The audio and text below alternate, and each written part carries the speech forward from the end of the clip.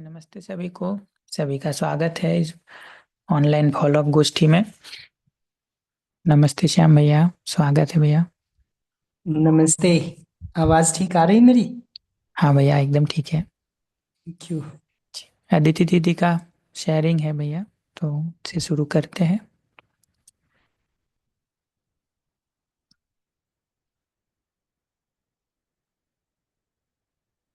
जी दीदी, नमस्ते नमस्ते। भैया। नमस्ते नमस्ते। जी भैया, दो तीन बातें थी। अम, एक तो जब मैंने लास्ट टाइम शेयरिंग की थी तो मैंने अटैचमेंट के बारे में शायद किया था, तो उसी में ही एक दो चीजें और मेरे को दिख रही है, वो मुझे शेयर करना था। और एक दो बातें संवेदना के बारे में थी।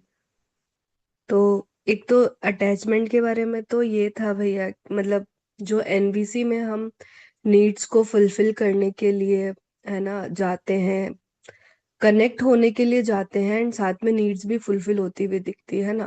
बट कभी कभी सिर्फ नीड को पूरा करने के लिए कम्युनिकेट करते हैं, ऐसा भी दिखता है। तो उसमें अभी ये दिख रहा है, जब हम मतलब अगले के आगे ये बात रखते हैं कि भाई मेरी रिस्पेक्ट की नीड है या मेरी अफेक्शन की, केयर की नीड है, तो बहुत बारी उसमें ऐसा होता है अभी, मतलब ये नीड्स रखना कोई गलत बात नहीं है, ऐसा भी अपने अंदर क्लियर हो रहा है। पहले जब दर्शन पढ़ रहे थे तो ऐसा लग रहा था कि नहीं, अल्टीमेट स्थिति पर पहुंचेंगे, बट उसमें पहुंचने में बहुत टाइम है और तब तक ये नीड्स रहेंगी। और इनको एक्सप्रेस करना इम्पोर्टेंट लगता है, कोई छोटा ड्यूरेशन नहीं है कि हम जल्दी ही पहुंच जाएंगे। थोड़ा लंबा समय तो लगेगा जागृति और वो सब में। तब तक ये जो मेरी नीड्स हैं उनको एक्सप्रेस करना इम्पोर्टेंट लगता है ना। बट उस प्रोसेस में क्या हो रहा था पहले कि नीड्स पूरी करना इम्पोर्टेंट लग रहा था, बट किसी एक ही व्यक्ति से पूरी करने का बर्डन किसी एक ही व्यक्ति पे जा रहा था जिनसे अटैचमेंट होता है हमको। तो ऐसा देखने में आया कि बचपन से मेरी कोई बहुत डीप डीप नीड्स कभी पूरी नहीं हुई, या पूरी हुई भी तो शायद मैं देख नहीं पाई उसको पूरा होते हुए। तो वो एक गैप हमेशा चाइल्डहुड से बना हुआ रह गया कि मुझे यहाँ पे केयर नहीं मिला, अफेक्शन नहीं मिला, रिस्पेक्ट नहीं मिली, है ना। तो वो बहुत एक कोर नीड्स होती है। तो जिस भी व्यक्ति से अटैचमेंट होता है ना, तो वो अभी ऐसा दिखता है कि मैंने एक गठरी जैसा बांधा हुआ है, बहुत सारी नीड्स का गुच्छा, और वो गुच्छा मैं उस व्यक्ति पे टांग देती हूँ कि अब तो इसी व्यक्ति से पूरी होनी है ना। तो ये दिख रहा है कि उसी व्यक्ति पे पूरा बर्डन चला जाता है। तो ऐसा दिखने से ये क्लियर हो रहा है कि सिर्फ एक, मतलब एक व्यक्ति पे या एक स्ट्रेटजी पे चिपक के नहीं रह सकते, कनेक्ट तो सब जगह से होना है। तो उसमें ऐसा भी दिख रहा है भैया कि एक व्यक्ति से 50% खुशी मुझे मिलने वाली थी, और बाकी की 50% मुझे खुद पे काम करके, कंट्रीब्यूट करके, दूसरों से कनेक्ट करके मिलने वाली थी। तो मैंने वो 50% खुशी को 110% बना दिया, और मैं इतना ज्यादा अपेक्षा कर बैठी उसी व्यक्ति के साथ, या उसी स्ट्रेटजी पे इतना चिपक गई कि मैं बाकी के 50% खुशी के लिए एफर्ट्स करना ही भूल गई। और अब वो जो 50% भी उधर से मिलती है ना, मैं उसको 110% करना चाहती हूँ, जो कि हो नहीं पाता। और वो 110% करने के चक्कर में 50% भी इंजॉय नहीं कर पाती। तो ये एक बात दिख रही है। और संवेदना के बारे में भी इसी से रिलेटेड है। आपने आपकी एक रिकॉर्डिंग में ये लाइन सुनी थी कि कहीं से हमारी जो संवेदना है, मतलब संवेदना से सुख पाने का एक प्रयास रहेगा, और उसको एकदम दमन करने जाते हैं तो वो काम नहीं करता है। तो जब दमन नहीं करते हैं तो फिर हमको लगता है कि खुल के एंजॉय करो, अब वो एंजॉय में भी कितनी लिमिट है वो सेट नहीं हो पाती।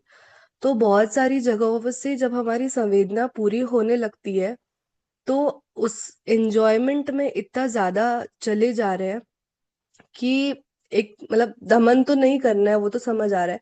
बट अभी आपने, मतलब उसमें ये रिकॉर्डिंग में ये बोला था कि वो एक उसका बैलेंस ढूंढना जरूरी है। अगर हमको हमारी संवेदना कहीं से सेटिस्फाई हो रही है, तो उसी को एंजॉय करना, उसी में इनफाइनाइट खुशी ढूंढने की बजाय एक बैलेंस ढूंढने की जरूरत है। तो ये बैलेंस कैसे ढूंढना है उसमें थोड़ा कंफ्यूजन भी है। और एक लाइन और आपने बोली थी, एक बार किसी ने प्रश्न पूछा था, मैंने उससे ये कनेक्ट किया कि जितना ज्यादा हमारे अंदर बेचैनी है ना, जितना ज्यादा मैं खाली हूँ, वो संवेदना को भोगने में मैं उतना ही ज्यादा उलझूंगी, मेरा मन उलझा हुआ रहेगा। और अगर मैं भरी हुई हूं तो वो संवेदना को उसकी लिमिट तक मैं भोग पाऊंगी। तो ये बैलेंस ढूंढने का तरीका ठीक है क्या? मतलब कि मैं सदुपयोग वाली चीज में, सही चीज में लगी रहूं, ताकि वो खालीपन, वो बेचैनी उतनी ज्यादा नहीं हो कि उस संवेदना पे ही कंप्लीटली डिपेंडेंट हो जाऊं। ये दो चीजें भैया मैंने कनेक्ट की है। पता नहीं मैं कितना पहुंचा भाई अपनी बात को, इतना मुझे रखना था भैया।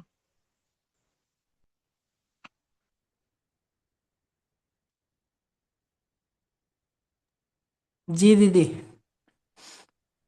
जो पहला पार्ट आप कह रही है ना कि नीड्स को हम जब दूसरे से एक्सपेक्ट करने जाते हैं और एक लिस्ट पूरी टांग देते हैं, प्रोबेबली हम ये बात उस समय भूल जाते हैं कि इसको एक्सप्रेस करें हम अपनी नीड को, ये तो ठीक है, but at the same time अगला विलिंगनेस के साथ उसको पूरा करे, तभी उसका रियल पूरा होने का मतलब है।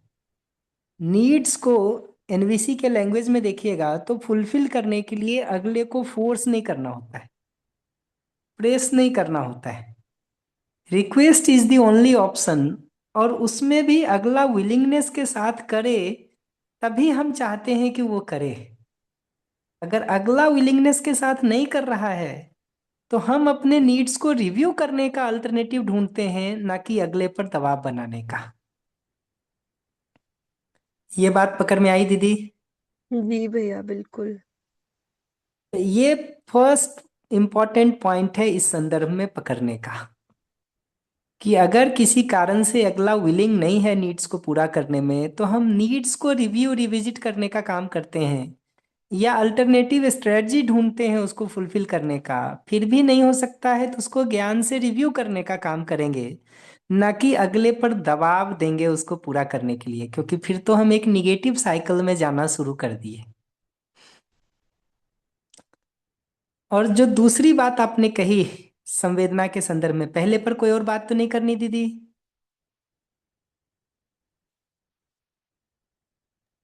नहीं भैया, क्लियर हो गया पहले पे। क्यों? ये जो दूसरा हिस्सा है, उसमें संवेदना को जब हम दमन नहीं करना है, ये बात तो ठीक है, लेकिन दमन भी नहीं करना है तो भोग भी नहीं करना है।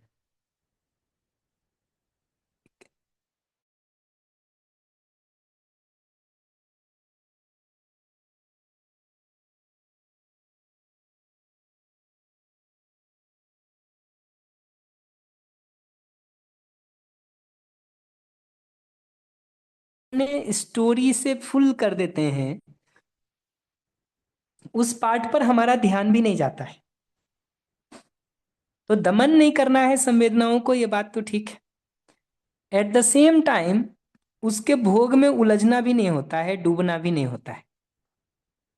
तो फिर क्या करना होता है?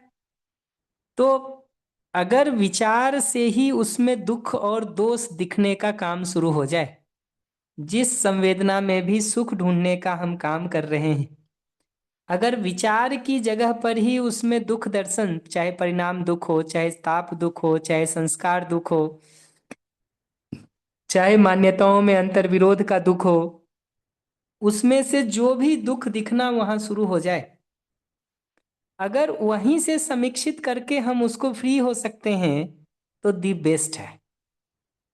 दी बेस्ट है कि हम विचार के जगह पर ही इस बात को समीक्षित कर लेते हैं कि संवेदनाएं शरीर स्वास्थ्य के अर्थ में हैं, न कि सुखी होने के अर्थ में। अगर अपना सारा प्रयास करके भी वो समीक्षित करके फ्री होने का काम नहीं कर पा रहे हैं, तो फिर दूसरा रूट है समाज स्वीकृत तरीके से उसको पूरा करना, और उस पूरी प्रक्रिया के दौरान अपना होश बना करके रखना, और ये हिसाब लगाते रहना कि वास्तव में कितना सुख मिल रहा है, कितना नहीं मिल रहा है। तीसरे रूट में कभी नहीं जाना होता है कि असामाजिक तरीके से या गैर कानूनी तरीके से हम उन संवेदनाओं को पूरा करने का काम शुरू कर देते हैं। ये थर्ड रूट में अगर चले गए तो वो तो गलती और अपराध की श्रेणी में चला जाता है। दूसरे रूट पे अगर टिके हुए हैं कि समाज स्वीकृत तरीके से हम संवेदनाओं को भोगने का काम कर रहे हैं और उस प्रक्रिया के दौरान अपने होश को बना करके रखे हुए हैं। उदाहरण के लिए, अपने कमाए हुए पैसे से आप 10 तरह की मिठाई खरीद के खाएं तो वो अपराध नहीं है, इस रूप में कि समाज को या व्यवस्था को उसमें इशू नहीं है। लेकिन उस प्रोसेस में आपके शरीर को तो ऑफ कोर्स एक लेवल का नुकसान होगा ही। अभी अगर नहीं भी वो समझ में आ रहा है तो मैं इतना सजेस्ट करूंगा कि उस मिठाई खाने की प्रक्रिया के दौरान ये ऑब्जर्वेशन करना शुरू करें होश पूर्वक कि वास्तव में कितना सुख मिल रहा है, कितना दुख मिल रहा है। और ये जो परिणाम दुख की, ताप दुख की, संस्कार दुख की बात किए हैं, उसको ड्यूरिंग डूइंग दैट एक्टिविटी, उस क्रियाकलाप को करने के दौरान और करने के बाद देख सकें। तो अगर किसी दिन आप स्वाद के चक्कर में ओवर ईटिंग कर लेंगे तो रात से सुबह तक में उसके कई सारे दुष्परिणाम आप देख सकते हैं। धीरे धीरे आप ड्यूरिंग द प्रोसेस भी अगर अपने को ऑब्जर्व करना शुरू करेंगे तो दिखेगा कि अगर उसके नहीं मिलने का आवेश है तो बेसिकली हम कूल होकर के उसको एंजॉय भी नहीं कर पाते हैं उस संवेदना को, बल्कि वो जो आवेश उठा हुआ होता है उसको पाने या भोगने का, उस पर एक तरह से उसको पानी डाल के बुझाने की कोशिश सी कर रहे होते हैं। हाँ भैया, और कभी कभी तो इतना ज्यादा फ्रस्ट्रेट हो जाते हैं कि वो संवेदना का जो सुख है, मतलब वो स्वाद तो चला ही जाता है, और जब नहीं मिलता है तो फिर बार बार कि है ना, जितना खुशी सोची थी उतनी तो नहीं मिली, तो उस फ्रस्ट्रेशन में बार बार उसको भोगते हैं और फिर शरीर खराब करते हैं। उसमें एक चूक है, वो ये कि जब हमको वो भोग के नहीं मिलता है तो हमको लगता है कि प्रयास में कमी रह गई। शायद वैरायटी थोड़ा बढ़ा लेंगे, तरीका थोड़ा बढ़ा लेंगे, क्वांटिटी थोड़ा बदल लेंगे, टेस्ट बदल लेंगे तो वो पूरा हो जाएगा। हमको धीरे से ये पकड़ना जरूरी होता है कि उसका नेचर ही ऐसा है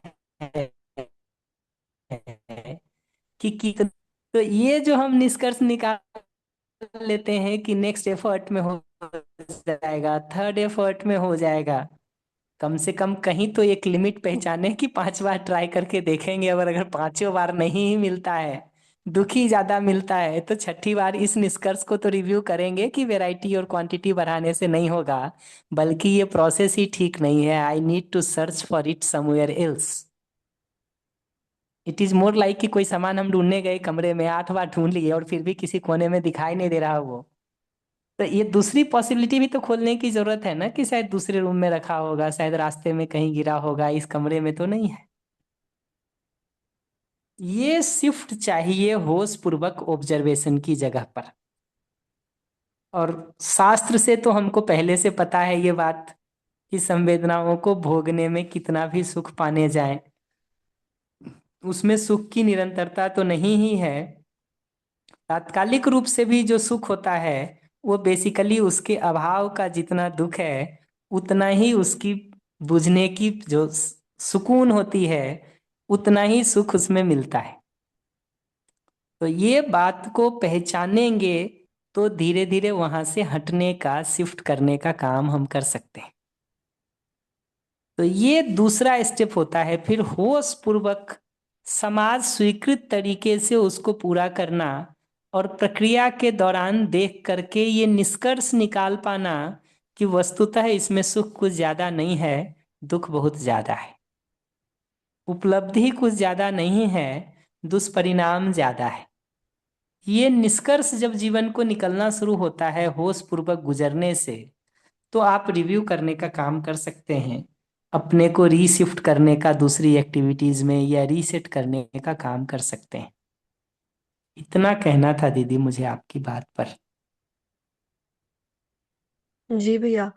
अ, होश पूर्वक करने वाला काम, और इसमें एफर्ट्स बहुत लगाने की जरूरत लगती है, क्योंकि होश पूर्वक वाला उतना इजी भी नहीं है जितना इजीली आपने बोल दिया। क्योंकि अगर होश पूर्वक रह के संवेदना को भोगने जाएंगे तो भोगने ही नहीं जाएंगे, होश पूर्वक होंगे तो ऐसा भी दिखता है। और दूसरा जो आपने बोला, परिणाम दुख, ताप दुख, संस्कार दुख, उससे बहुत हद तक इम्प्रूवमेंट दिखता है। बट उसमें एक चीज दिखती है, वो थोड़ा टेम्परेरी लगता है। क्योंकि जब भी परिणाम दुख देखते हैं किसी संवेदना का, संस्कार दुख और ताप दुख जो अपने में हो रहा है, तो खुद के लिए बहुत गिल्ट आता है। और उसी गिल्ट को भी फिर देखते रहे ना, तो वो डिप्रेशन जैसी स्थिति भी बन जाती है, कि मैं बार बार इसी संवेदना का संस्कार बना रही हूँ अपने अंदर। एक तो मैं इतनी मेहनत कर रही हूँ ऑनलाइन मीटिंग्स और ये सब करके, एक संस्कार को छोड़ने का इतना ट्राई कर रही हूँ, एक संस्कार भी मुझसे नहीं छूट रहा। और दूसरी तरफ मैं इतने सारे संस्कारों की, है ना, गांठें प्रवृत्तियां बनाए जा रही हूँ। तो खुद के लिए बहुत गिल्ट आता है फिर। तो वही, वो इस जब पीड़ा दिखती है दीदी उसकी, तो उसको गिल्ट में कन्वर्ट करने के बदले हम उसमें से बाहर कैसे निकल सकते हैं, उसके उपाय में हमारा डिटर्मिनेशन कैसे बढ़ सकता है, उसके लिए अपना एफर्ट लगाने की जरूरत होती है। भैया, ये परिणाम दुख, ताप दुख, संस्कार दुख को बिना गिल्ट के कैसे देखे, वो मुझे नहीं कनेक्ट हो पा रहा है। मतलब दूसरा उपाय तो तब मिलेगा जब हम खुद के गिल्ट से निकलेंगे, और बिना पछतावे के मैं परिणाम दुख को कैसे देखूं, मुझे तो नहीं समझ आ रहा।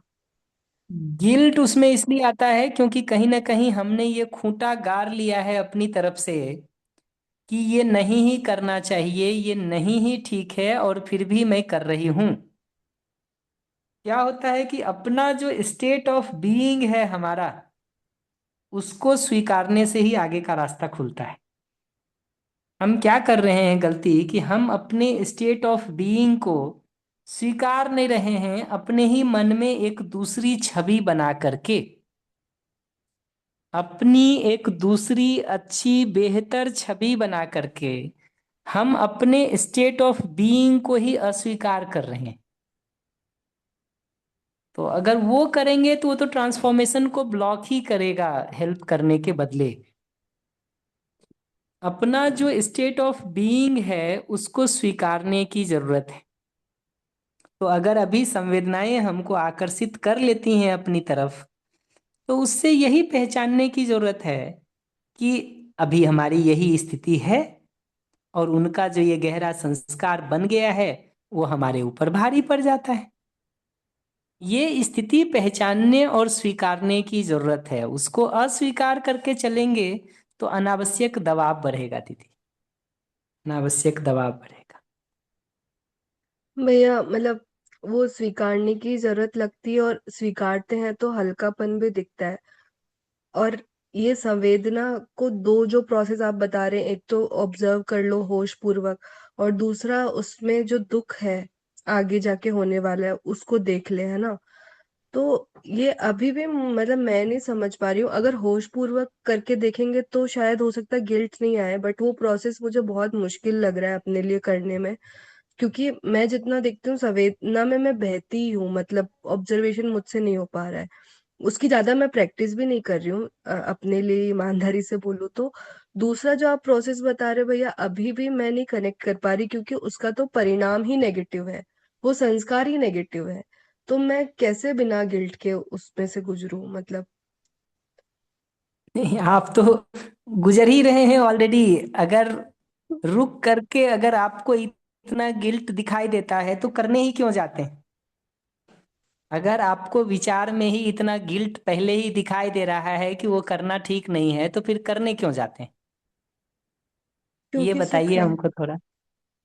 वही तो सुख है जो आप कह रहे हैं, इसका मतलब आपको फिर उसमें परिणाम दुख, ताप दुख, संस्कार दुख नहीं दिख रहा है। भाषा में आप कह रही हैं, दिख तो आपको सुख रहा है। फिर आपको हम्म। दुख तो उसमें हम्म। दिख नहीं रहा है। आप भाषा में कितना भी कह लीजिए कि उसमें परिणाम दुख है, ताप दुख है, संस्कार दुख है, आपका अपना एक्सपीरियंस तो ये कह रहा है कि उसमें सुख है, दुख नहीं है। और जिन हम्म। गहरे संस्कारों के लिए भी ये चीज लगता है, उसमें तो जब तक आप ड्यूरिंग द प्रोसेस होश बनाने का काम नहीं करेंगे और उसमें ताप दुख को देखने का काम नहीं करेंगे, वो सुख लगता ही रहेगा दीदी। ताप दुख को देखने का मतलब ही यही है कि जिस समय उसको भोगते हुए सुख महसूस होता है सामान्य रूप से हमको, उसी समय हमको जो है इस दूसरी दृष्टि से अपने अंदर वो बेचैनी, वो पीड़ा, वो दुख दिखना शुरू होता है। उसका ऑब्जर्वेशन हमारा शुरू हो जाता है ड्यूरिंग द प्रोसेस इटसेल्फ। और आप देखिएगा इसको करके, ये अगर अपने में रियली शुरू होता है ना, तो इन बिटवीन द प्रोसेस आप रुक जाते हैं कई बार तो, कि उस जी। संवेदना को भोगने की प्रक्रिया में आप गुजर भी रहे हैं, तो इन बिटवीन आपको ब्रेक लगना शुरू हो जाता है, क्योंकि दिखता है कि अल्टीमेटली सुख मान के जिसके पीछे हम इस समय दौड़ रहे हैं, इस समय का सुख भी हमको नहीं मिल रहा है, बल्कि पीड़ा कई गुना अधिक मिल रही है।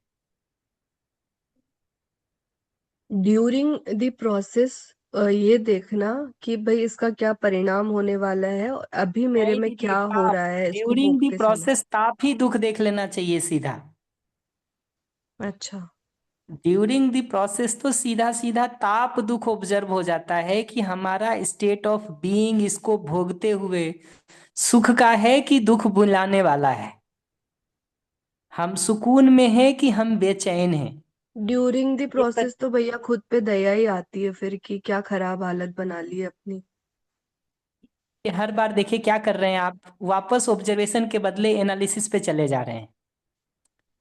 क्या होता है गलती कि हम कॉन्स्टेंटली ऑब्जर्वेशन करने के बदले एनालिसिस करने के अभ्यस्त हो गए।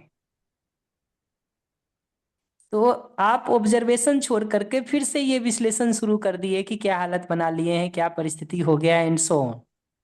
मैं एक बार भी ये नहीं कह रहा हूं, मैं हर बार कह रहा हूं कि डायरेक्ट ऑब्जर्वेशन करके उस समय ये देखा तो जाए कि क्या मिल रहा है और क्या नहीं मिल रहा है।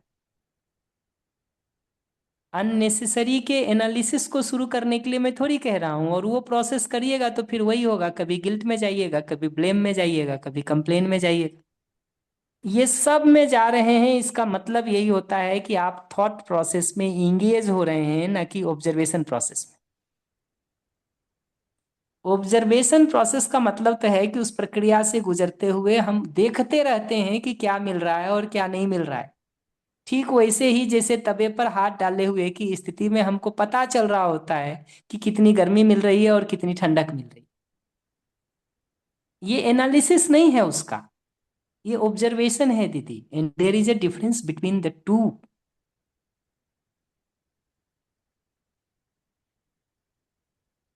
जी मेरी भैया। बात पहुंची कि मैं फिर से एक्सप्लेन करूं दीदी? जी।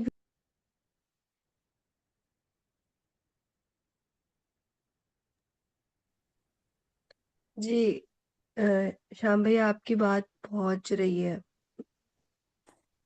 ये ऑब्जर्वेशन और एनालिसिस का डिफरेंस करना की जरूरत है। एनालिसिस करने के लिए नहीं कह रहा हूं मैं ताप दुख की जगह पर, वो तो डायरेक्ट ऑब्जर्वेशन की चीज है,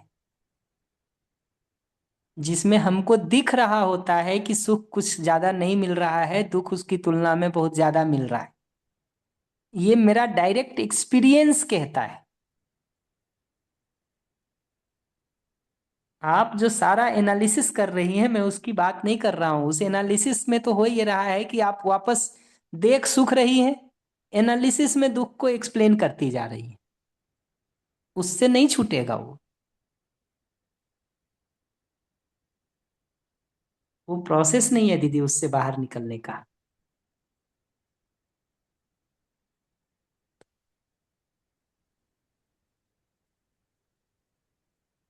ठीक है भैया, मैं ट्राई करके देखती हूँ। और अभी भी मुझे तो नहीं समझ आ रहा है, मैं एक बार फिर से रिकॉर्डिंग सुनूंगी और फिर ट्राई करके देखती हूँ। एक बार सुनिएगा, ट्राई करके देखिएगा, और ऑब्जर्वेशन और एनालिसिस के डिफरेंस को पकड़ने की कोशिश करिएगा कि ठीक है भैया। ऑब्जर्वेशन और एनालिसिस का डिफरेंस क्या है। एनवीसी भी एनालिसिस को बहुत अच्छे से एक्सप्लेन करता है, और आप देखिएगा कि ये जितना चीज आप निष्कर्ष में निकाल रहे हैं, दे ऑल आर नथिंग बस mayor outcome of the analysis itself, कि वो विश्लेषण का ही फल परिणाम होता है। देखिएगा एक बार इसको सुन के, और इस डिफरेंस को पकड़ के एक बार एफर्ट करके देखिएगा, फिर बताइएगा हमको। हम्म। जी भैया। जी दीदी, नमस्ते। थैंक यू भैया। नमस्ते। नमस्ते। नमस्ते।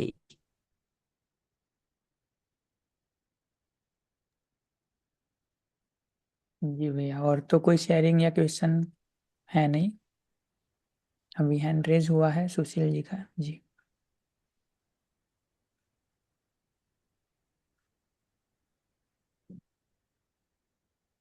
जी नमस्ते चाचा जी, आप अनम्यूट कर सकते हैं, को माइक दिया है। जी नमस्ते श्याम भैया। नमस्ते सभी को। नमस्ते। नमस्ते। जी, तो मैं कुछ शेयरिंग ही कर रहा हूँ अपनी, उसका थोड़ा सा जो भी आपको लगेगा फिर गाइड करना मेरे को। तो जैसे कि मैं अब कुछ समय से करीबन 1 डेढ़ महीने से मैं कुछ देख रहा हूँ, जैसे दिख रहा है जो, उसके बारे में थोड़ा सा देख बताना चाह रहा हूँ कि जैसे कि अस्तित्व की मूल वास्तविकता जो है, जो व्यापक के अंदर में जड़ प्रकृति और चेतन प्रकृति है, और फिर 3 अवस्थाएं जो हैं उसके अंदर में किस तरह से निश्चितता है, और उसमें ऊर्जा संपन्नता है, और इधर फिर वो कल्पनाशीलता है और क्रियाशीलता है, और दोनों में। तो इस तरह से अगर मैं इसको देखता हूँ, और देख करके फिर ये लगता है कि वो रिफ्लेक्सेस, वो ग्लिम्स जो है मुझे उस व्यापक में डूबे हुए दिखते हैं, कि मैं और व्यापक जो है वो दोनों एक ही के अंदर में है, और उसके स्थिति के रूप में, ज्ञान के रूप में अपने को देख पा रहा हूँ, और साथ में उस गति को भी देख पा रहा हूँ कि वो सही दिशा की ओर है, संबंध की ओर है, या व्यवस्था की ओर है, या इस सत्य को की ओर है।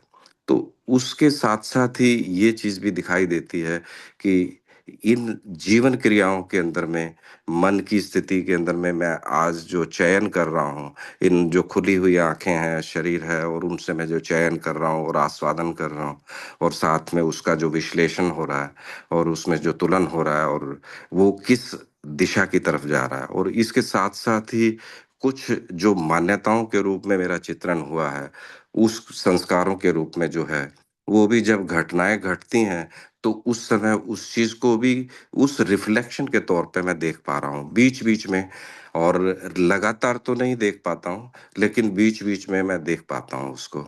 और इसके साथ साथ तीसरी बात एक और, जो कि जो विश्वास, सम्मान और स्नेह को लेकर के है, वो चीज को भी काफी अच्छी तरह से देखने का प्रयास भी है, और साथ में निर्वाह करने का एक दूसरे के साथ, परस्परता के साथ, वो भी दिखता है। लेकिन कुछ चीजें हैं जो कि मेरे को ये लगता है कि जो मैं समझना चाहता हूँ कि उसके अंदर में मैं कैसे रहूं, कैसे देखूं। जैसे कि एक घर की व्यवस्था है, और घर की व्यवस्था के अंदर में सभी लोग तो इस चीज को कर नहीं रहे होते हैं, लेकिन वो अपने अपने तरीके से कुछ ना कुछ कर रहे होते हैं, और पूरी तरह से इस जीवन विद्या को भी अडॉप्ट नहीं किया हुआ होता है, और उस अर्थ के अंदर में भागीदारी करने के अर्थ में मैं नहीं कर पाता हूँ, कि पूरी तरह से मैं समर्थ नहीं पाता हूँ अपने आप को, कि एक या दो बात रखें, या फिर उसके साथ रखते हैं तो फिर वो इतना समय नहीं होता, क्योंकि ये काफ़ी लंबा प्रोसेस है, और इस लंबे प्रोसेस के अंदर में खुद के ऊपर काम करना होता है, तो वो चीज़ नहीं हो रही होती है। तो और ये एक प्रक्रिया जो हमें मिली है, वो प्रक्रिया का भी ध्यान रखना पड़ता है कि किस तरह से उस कल्पनाशीलता के साथ, और फिर उसके साथ भाव और विचार, और फिर व्यवहार के साथ जाया जाए। तो एक तो परिवार के अंदर में भी ऐसा कई बार होता है, और उसके अंदर में अंदर ही अंदर वो चीज दिख भी रही होती है कि जब कोई बात कर रहा है, और वो सही के अर्थ में नहीं है और सार्थक और प्रयोजन के अर्थ में नहीं है, तो उसको किस तरह से मौन रह करके सुनना पड़ता है और उस समय दबाव पड़ता है। और जब मैं देखता हूँ उसको तो उसके अंदर में भी कुछ समय लगता है कि ये 2 मिनट गुज़र जाएँ, 3 मिनट गुज़र जाएँ या 10 मिनट गुज़र जाएँ, तो वो धीरे-धीरे करके विलय तो होता हुआ दिखता है, लेकिन भागीदारी के अर्थ में नहीं हो रहा होता। वो स्वयं की ग्रोथ के लिए तो हो रहा होता है, लेकिन भागीदारी के अर्थ में नहीं हो रहा होता। इसी तरह से और जो बाहर भी है, जैसे जो लोग मेरे नीचे हैं, उन लोगों के सामने तो इस तरह की चर्चाएँ और इस तरह की बातचीत हो जाती है और वो लोग सही तरह से स्वीकार भी कर लेते हैं और जिस स्वीकार करने के साथ-साथ धीरे-धीरे वो साथ-साथ चल भी रहे होते हैं और ऐसा लगता है कि सभी लोग उसके अंदर में एक गति भी बनाई है उनकी थोड़ी-सी समझदारी की। लेकिन जब हम किसी तरह की एक ग्रुप मीटिंग करते हैं या बैठते हैं साथ में, तो कोई एजेंडा रहता है जैसे कि मार्केटिंग का ही है, जैसे कि प्रोडक्शन का ही है या फिर कोई कंप्यूटर से रिलेटेड जो कोई काम है या फिर कोई स्वास्थ्य से संबंधित कोई बात है या कोई शिक्षा से संबंधित बातचीत है। तो इन सभी आयामों के अंदर में सभी लोग अपने-अपने पक्ष रख रहे होते हैं और वो किसी भी तरह से किसी ऐसी दिशा के अंदर में जा ही नहीं रहे होते और सभी लोग समझदार भी हैं, क्योंकि उनके पास काफ़ी हुनर है, स्किल है। और उस समय जो है उन लोगों से बातचीत करना कि किस तरह से उस भागीदारी को मैं कर पाऊँ, कैसे मैं उन लोगों के साथ प्रेम पूर्वक, स्नेह पूर्वक रह पाऊँ। तो ये एक क्वेश्चन भी है साथ में। तो मेरे को तो ये आपका जो शिविर सुना था और जो भी सूचनाएँ मिली हैं और ये विद्या को लेकर के जो भी जितना कुछ भी मैंने देखा है तो उससे मैं तो अपने अंदर में मेरे अंदर में काफ़ी सुकून है और दूसरे के ऊपर किसी प्रकार का दोष नहीं है, क्योंकि जो भी कमी है मेरे अंदर में ही है और उस कमी को मैं दूर कर सकता हूँ, जो भी प्रक्रिया हमें मिली है। जी, जी। आपके जो ऑब्जर्वेशन वाले पार्ट हैं शुरू में जो आप एफर्ट कर रहे हैं, जी। वो तो ठीक है, उसको धीरे धीरे और शार्पन करने की जरूरत है और उसको करेंगे तो जो उसकी बारीकियां और होंगी वो धीरे धीरे खुलने लगेंगी। तो जी। उस प्रक्रिया को थोड़ा और गहरा करने की जरूरत है। जी। और कहीं किसी सेशंस को में जब जाके हम उसको डायरेक्टली करने का काम करते हैं ना, हुँ। तो वातावरण के प्रभाव में फिर वो इम्पैक्ट हमको बेहतर मिल जाता है कई बार। तो हुँ। कोशिश करना चाहिए कभी किसी वातावरण में जाके ऑफलाइन ऐसे किसी सेशन को अटेंड करने का। हुँ। उस दौरान जो हमारी प्रैक्टिसेज हो पाती हैं वो रिलेटिवली ज़्यादा गहरी हो पाती हैं और हमको एक बेहतर लेवल का जंप मिल पाता है। पहले भाग पर तो मुझे ये कहना। जी। अब मैं दूसरे भाग पे आता हूँ, पहले पे कोई और बात तो नहीं करनी। नहीं, ठीक है। बढ़िया। अब दूसरे भाग पे आता हूँ मैं, और दूसरे भाग का उत्तर मैं जनरल परिवार के संदर्भ में दे रहा हूँ, मैं कोई आपके संदर्भ में नहीं दे रहा हूँ। बट निश्चित रूप से कमोबेश वो सारी बातें हम सब परिवारों के रूप में लागू होती हैं, इसलिए मैं इसका उत्तर जनरल दे रहा हूँ हुँ। ताकि बाकी लोगों को भी अपने लाइफ से वो कनेक्ट हो पाए। यूजुअली परिवार में जिन लोगों के साथ हम जी रहे होते हैं ना, उनका अपेक्षा हमारे जीने को लेकर के प्रधानता से होता है।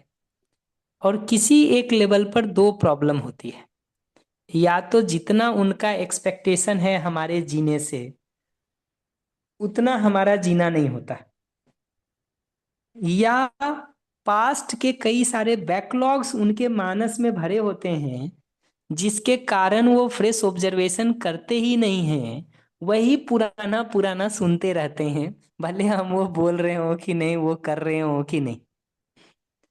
तो हमारे जीने में बहुत सारा बदलाव हो जाने के बावजूद भी अगर अगला पुरानी पीड़ाओं या मान्यताओं से गहरा दबा हुआ है तो कई बार उसके लिए ऑब्जर्व करना कठिन होता है।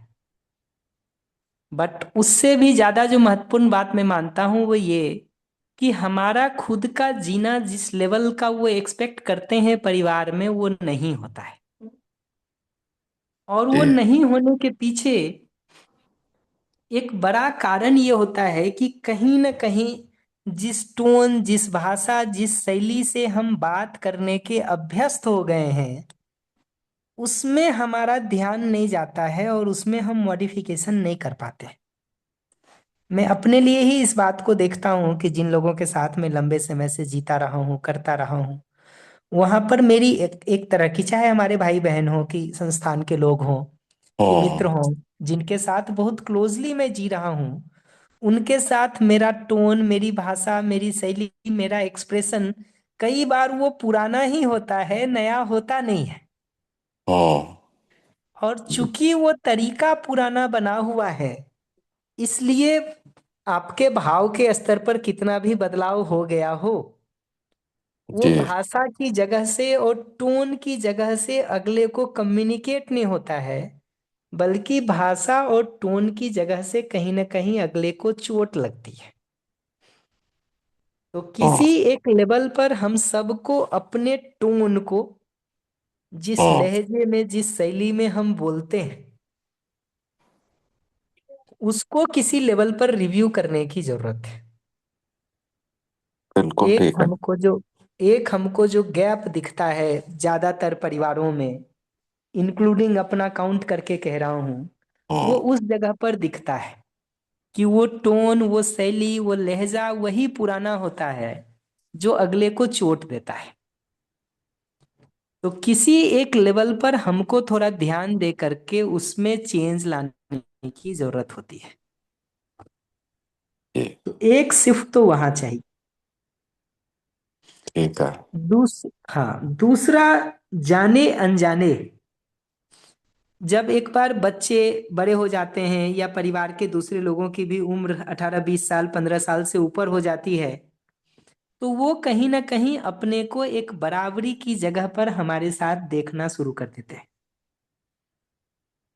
तो बराबरी की जगह से चर्चा और संवाद की प्रक्रिया, और आपस में अगर ओपिनियंस डिफरेंट हैं तो उसको रिजॉल्व करने की प्रक्रिया को अगर हम विकसित करने का काम नहीं करेंगे, तो भी ये प्रॉब्लम हल नहीं होगी।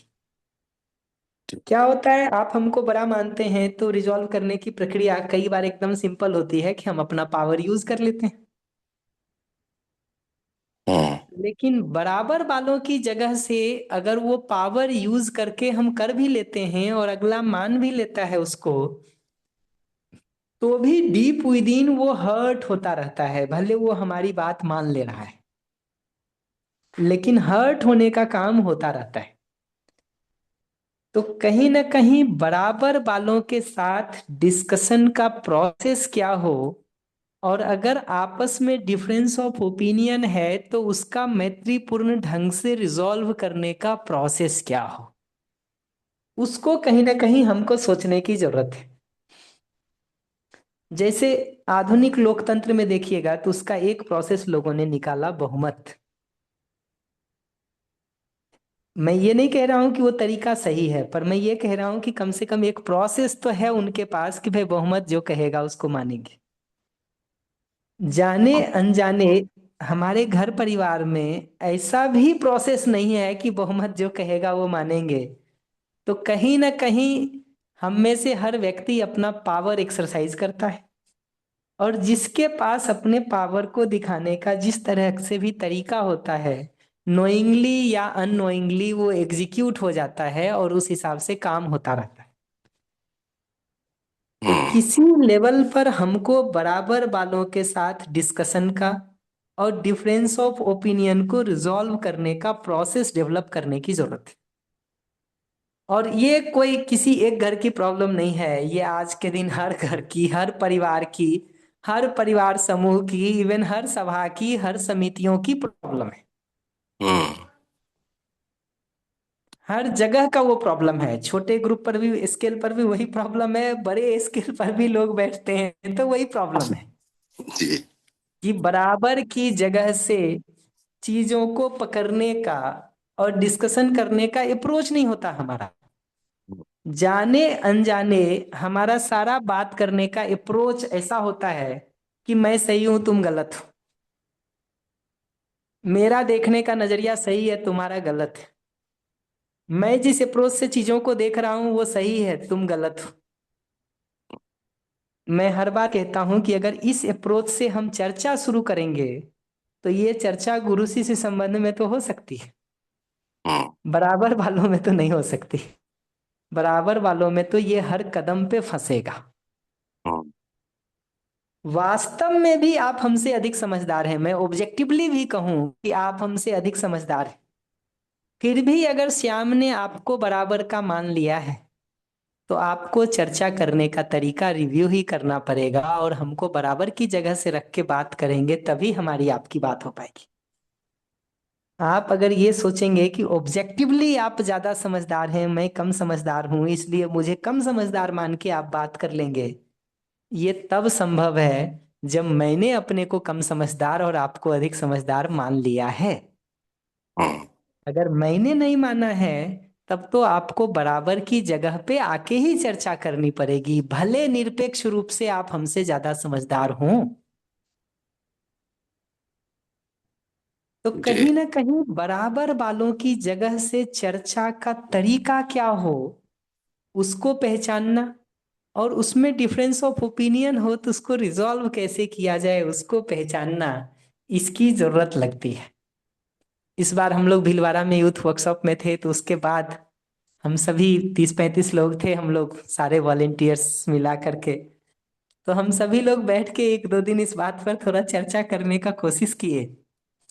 तो कभी आपके पास समय हो तो मुझे लगता है आगीवाल जी ने या किसी ने ड्राफ्ट किया होगा उसको, तो वो हम्म, डॉक्यूमेंट मंगवाने का या वो रिकॉर्डिंग सुनने देखने का काम कर सकते हैं, जिसमें हम्म, हम लोग ये कोशिश कर रहे थे कि कैसे इस कॉन्फ्लिक्ट्स को या डिफरेंस ऑफ ओपिनियन को रिजॉल्व करने का काम किया जाए बराबर वाली जगह पर रहते हुए।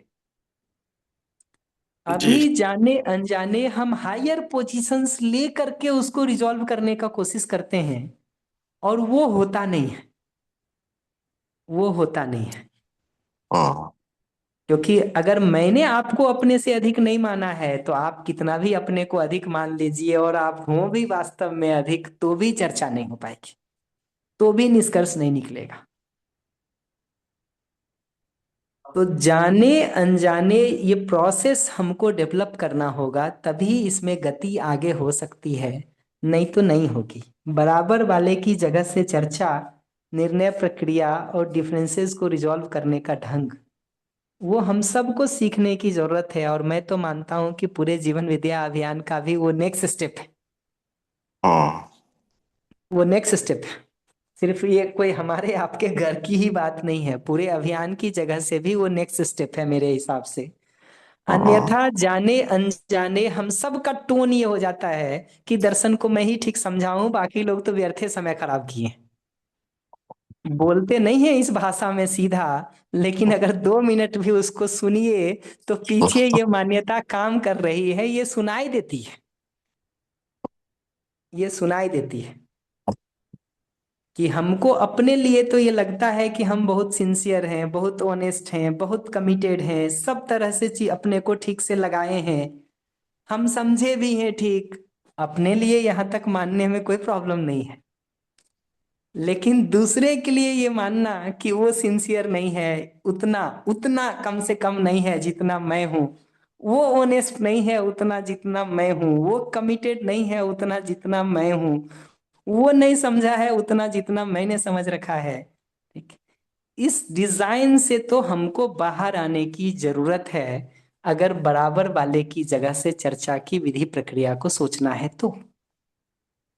जी, बढ़िया। तो किसी लेवल पर मैं आगीवाल जी को कहूंगा आप एक बार बात करिएगा कि वो डॉक्यूमेंट आपको भेज दें, जी, तो जी। वो रिकॉर्डिंग तो कम से कम होगी जरूर ही, तो उसको एक बार सुन हम्म, के हमको फीडबैक भी दीजिएगा, तो उसको थोड़ा और मुझे भी इवॉल्व करने का मन है। जी, जी। क्योंकि मुझे ये दिखता है कि अपने घर परिवार का भी, जीवन विद्या अभियान का भी और मानव जाति का भी नेक्स्ट स्टेप तो वही है।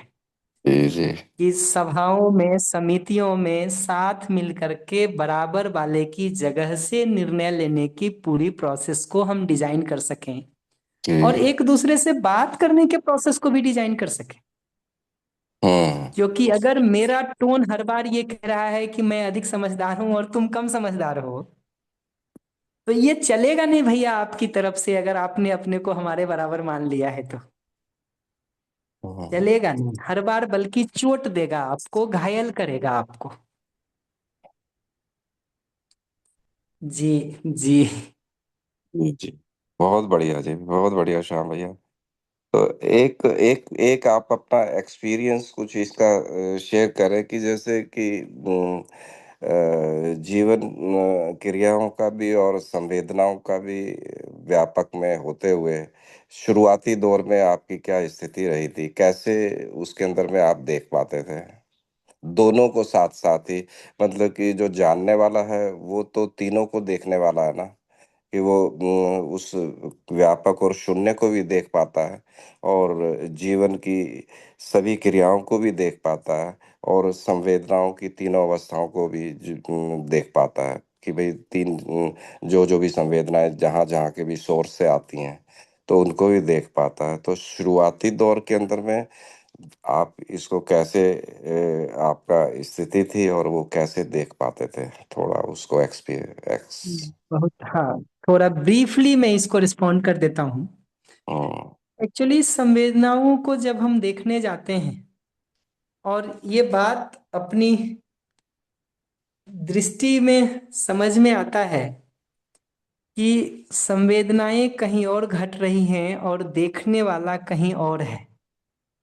तो बेसिकली जो संवेदनाओं के साथ हमारा चिपकाव होता है, उस चिपकाव के बदले एक निश्चित अच्छी दूरी से हम संवेदनाओं को देखने का काम शुरू करते हैं,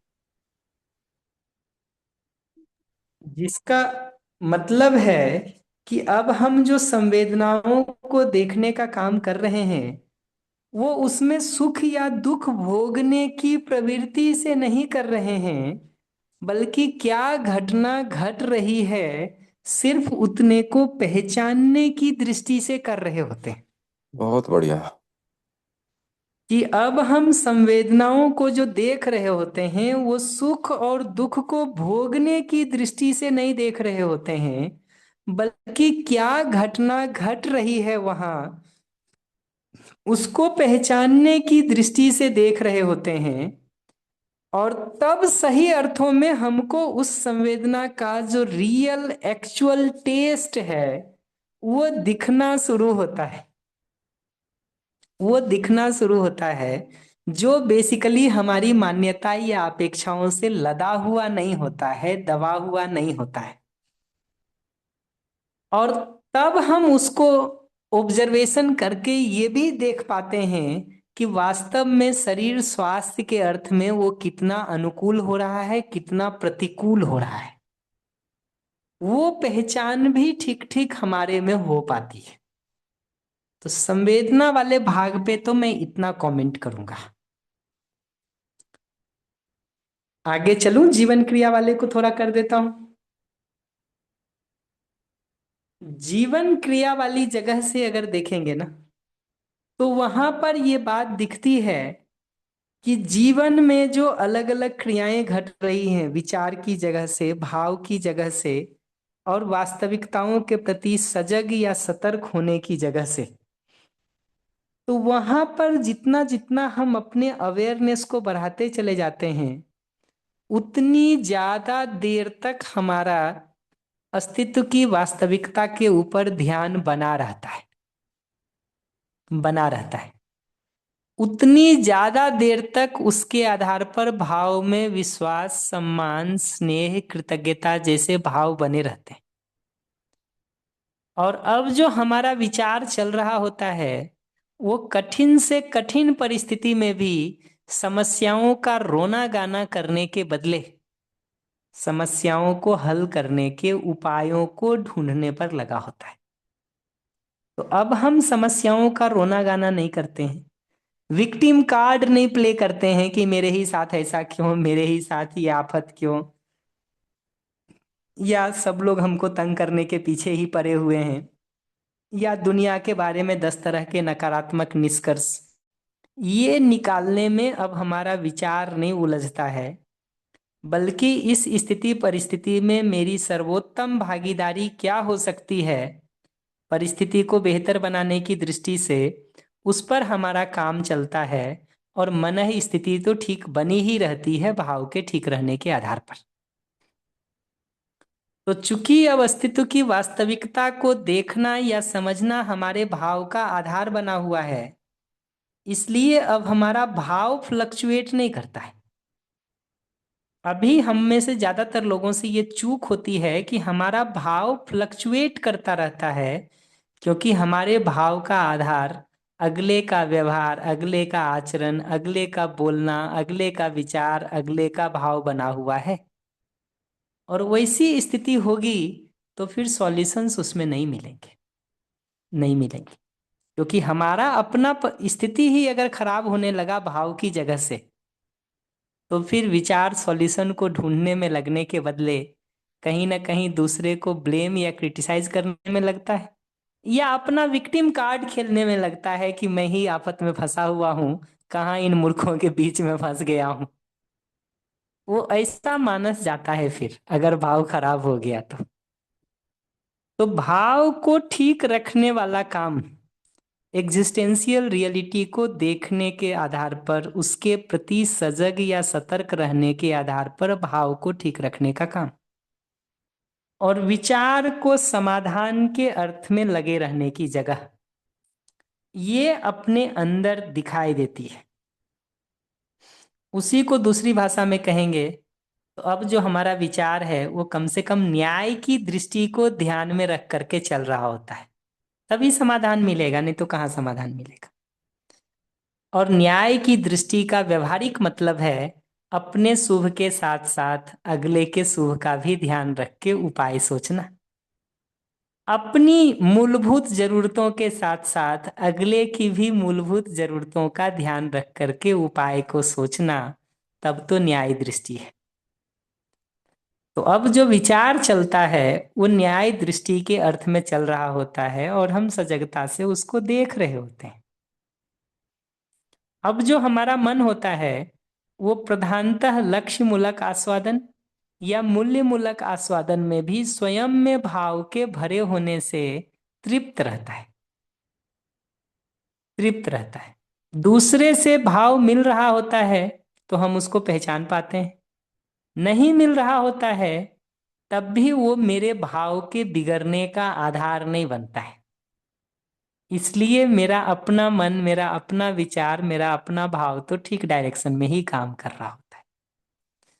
अगर अपने में देखने जाएंगे जीवन क्रिया की जगह से तो ये अप्रोच दिखता है। व्यापक को देखने वाले जगह को मैं बहुत एक्सपेंड नहीं करता हूं, लेकिन दो अप्रोच है उसको देखने का। एक अप्रोच है व्यापक को नियम के रूप में, न्याय के रूप में, धर्म के रूप में, और अंततोगत्वा शक्ति या संपृक्तता या सहअस्तित्व के आधार के रूप में देखना। एक डिजाइन व्यापक को देखने का ये है। ये डिजाइन बेसिकली सहअस्तित्व में व्यापक को देखने का डिजाइन है कि नियम के रूप में, न्याय के रूप में, धर्म के रूप में, या सत्य या संपृक्तता के आधार के रूप में व्यापक वस्तु को देखना, ये सहअस्तित्व में व्यापक को देखने का एक ढंग है। व्यापक को देखने का एक दूसरा ढंग भी है, सीधा सीधा सिर्फ व्यापक वस्तु पर ध्यान को बनाए रखने का प्रयास करना, जिस प्रयास में वस्तुतः हमारी इच्छा, विचार और आशा क्रमशः शांत और स्थिर होती हुई दिखाई देती है, और वो बेसिकली अपने में एक लेवल की तृप्ति, एक लेवल का आराम, एक लेवल का सुकून देती है। ये दोनों नजरिए से व्यापक को अप्रोच करने का काम किया जा सकता है, किया जाता है। और मैं फर्दर डिटेलिंग करने का काम नहीं करके इसको यहाँ पर रोक ले रहा हूँ। 2 कमेंट आए हुए हैं जिसको मैं रिस्पॉन्ड कर देता हूँ। एक रचना दी का कमेंट है कि वो डॉक्यूमेंट मिल जाएगा कि नहीं। निश्चित रूप से मिल जाएगा, और मुझे अगर ठीक ध्यान है तो उसकी एक रिकॉर्डिंग जो लास्ट डे वाली होगी वो महेश कावरा जी के पास होनी चाहिए, और उसके पहले वाली रिकॉर्डिंग शायद पारस दीदी के पास होगी। तो सुनील भैया आप कोऑर्डिनेट करके देख सकते हैं, और होगा तो उसको किसी भी ग्रुप में डाल दे सकते हैं, नो इशू। और दूसरा, अर्चना दीदी का मैसेज आया हुआ है कि ऑब्जर्वेशन में मैं क्या कह रहा हूं, तो अपने सुखी दुखी और होने को अगर ऑब्जर्व करने की बात कर रहे हैं दीदी, तो वो जो आपने सहज या असहज वाली बात लिखी है, मैं उसी ऑब्जर्वेशन की बात कर रहा हूँ, उसी ऑब्जर्वेशन की बात कर रहा हूँ। तो ये कोई मैं बाहर के ऑब्जर्वेशन को सीइंग या हियरिंग के रूप में नहीं कह रहा हूं, हमारा अपना स्टेट ऑफ बीइंग को हम ऑब्जर्व कर रहे हैं, जो सुख या दुख के रूप में, सहज या असहज के रूप में दिखता है। तो निश्चित रूप से मैं उसी ऑब्जर्वेशन की बात कर रहा हूं। और एनालिसिस भी आपने ठीक लिखा है कि प्रोलॉन्ग थॉट प्रोसेस जो हम चलाते हैं, बेसिकली वो एनालिसिस है जिसमें हम विचारों में घूमते रह करके चीजों को देखने का काम कर रहे होते हैं। तो यस, जब मैं ऑब्जर्वेशन की बात कह रहा हूं कि ताप दुख को देखने के क्रम में, तो यही बात कह रहा हूं कि उस प्रक्रिया में रहते हुए हम सहज हैं कि असहज हैं, कितना सुकून है, कितना बेचैनी है, ये अपनी स्थिति का सीधा ऑब्जर्वेशन होता है, जिसके लिए किसी सेंस ऑर्गन की जरूरत नहीं है। हमारे अंदर क्रोध है कि शांति है, ये ऑब्जर्व करने के लिए पांच में से कोई भी सेंसेस नहीं चाहिए, ये हमको पता चलता है अपने अंदर, सीधा सीधा पता चलता है। जी, जी भैया, कोई और बात हो तो इस पर बता सकते हैं, अन्यथा मेरी बात तो पूरी हो गई है।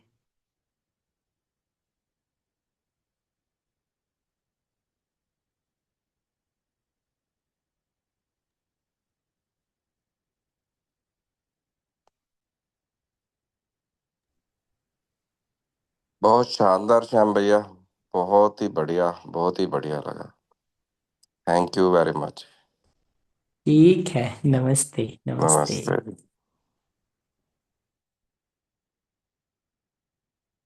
जी कृष्णा भैया, आपको माइक दिया है। जी, थैंक यू भैया। नमस्ते भैया। अ, भैया ये पूरी बात आपने वहाँ भी रखी और मैं एक लेवल तक कनेक्ट कर पा रहा हूँ, लेकिन कहीं कहीं भाव का आधार व्यवहार के सामने वाले के व्यवहार के बजाय भी अगर हम अस्तित्व की उन वास्तविकताओं को भी रखते हैं, तो पर्टिकुलरली जो व्यापक या सह अस्तित्व है, ये तो भैया कहीं के अनुमान और आगम की तरह ही लगता है अभी तो। और अगर हम ऊर्जा संपन्नता, बल संपन्नता, क्रियाशीलता, नियम न्याय धर्म को भी अगर हम पकड़ते हैं, तो ये उसका एक्सप्रेशन है। तो कहीं न कहीं व्यापक के बारे में तो जो भी है वो अनुमान, या अनुमान से भी ज़्यादा ठीक बोलूं तो आगम जैसा लगता है। तो इसको अगर हम आधार बना रहे हैं, तो भी कहीं कहीं भाव तो थोड़ा सा हिलेगा भैया। वो जिसको आप आगम कह रहे हैं, हो सकता है वो आगम से ही शुरू हो, जी जिसको आप अनुमान कह रहे हैं, हो सकता है वो बहुत दूर के अनुमान से ही शुरू हो, जी लेकिन धीरे धीरे वो हमारा भास और आभास का वस्तु बनने लगता है, जी जी बनने लगता है। जी फिर भी नहीं बन रहा हो वो भास आभास का वस्तु, तो बजाय व्यापक पर जाने के चारों अवस्थाओं के धर्म को आधार बनाने की जरूरत पड़ती है।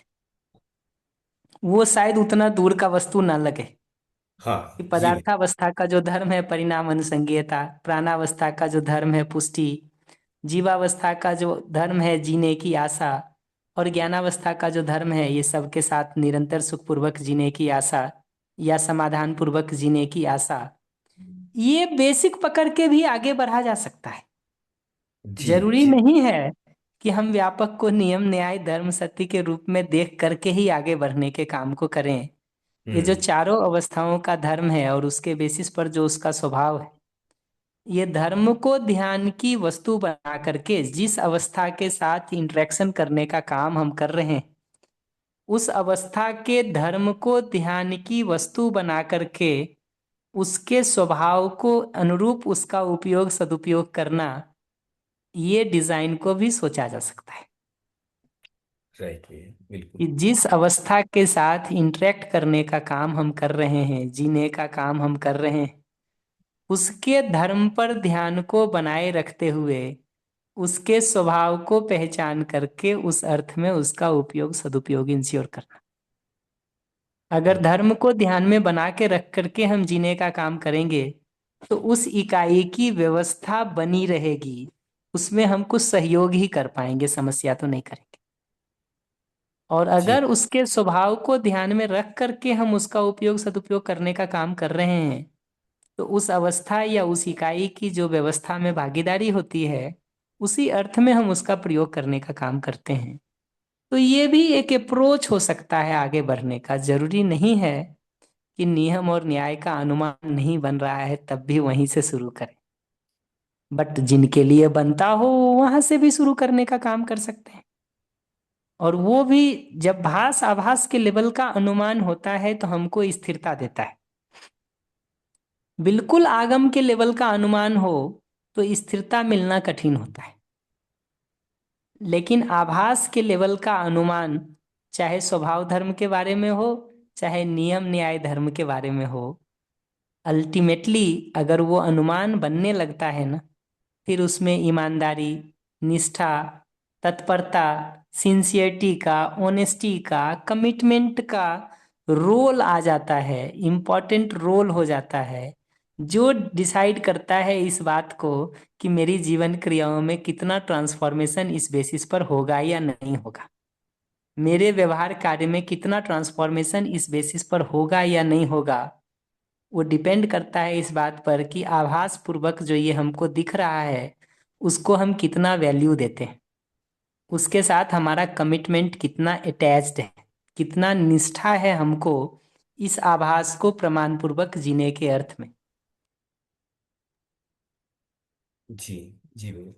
भैया लेकिन फिर यहाँ पर एक फिर वापस एक कंट्राडिक्शन में मैं उलझ जाता हूँ। कंट्राडिक्शन तो नहीं होगा तो जब हम इसको इसमें जितनी निष्ठा और जितनी तत्परता से हम प्रयास करते हैं, क्योंकि भास आभास तक तो ये बात दिखने लगती है, आने लगती है उसमें, तो वो फिर जीना जो है बहुत ज्यादा वो सार्थकता के अर्थ में होता है।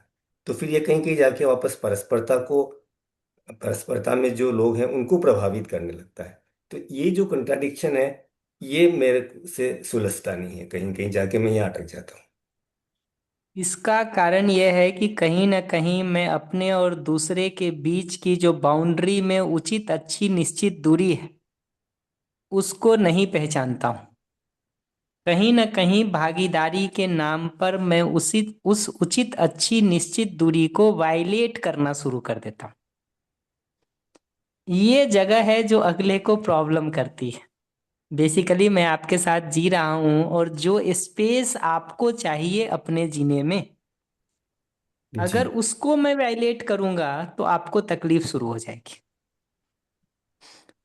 अगर सचमुच ईमानदारी के साथ हम जीने का काम कर रहे हैं ना, तो जिस हम्म स्टेप पे ही हमको दिखता है कि हम आपको वायलेट करना शुरू कर दिए हैं आपके स्पेस को, हम वहीं रुक जाते हैं, क्योंकि आपका रिस्पॉन्स इमीडिएटली हमको बता देता है कि मैंने बाउंड्री वायलेट कर दिया है।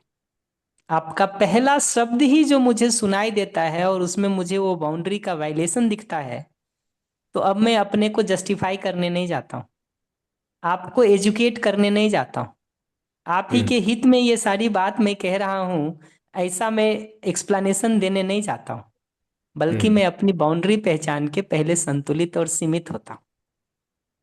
ओके। ठीक है, फिर उतने के साथ जितना स्पेस आप देते हैं उतना आपके साथ काम करता हूँ। हम्म जो स्पेस आप नहीं दे रहे हैं वहां पर हम काम करने का कोशिश करेंगे, ये तो बाउंड्री क्रॉस करने की बात है, जी वो नहीं जी होता। जी भैया। हाँ हाँ जी भैया, एग्जैक्टली। जहाँ जहाँ जिन संबंधों को अधिमूल्यन कर रखा है ना, वहीं पर ये बाउंड्री वायलेट होती है। जी जी। जी ठीक है भैया, ठीक सही है। है। ये दिखना जरूरी है कि बाउंड्री जितना हम वायलेट करते हैं ना, हम्म। वो अगले की जागृति में सहयोगी नहीं होता है बल्कि बाधक बनता है। या तो हाँ। ये विचार पूर्वक एनालिसिस से ही दिख जाए, नहीं तो जब अगली बार करते हैं तो होश पूर्वक देख करके दिख जाए।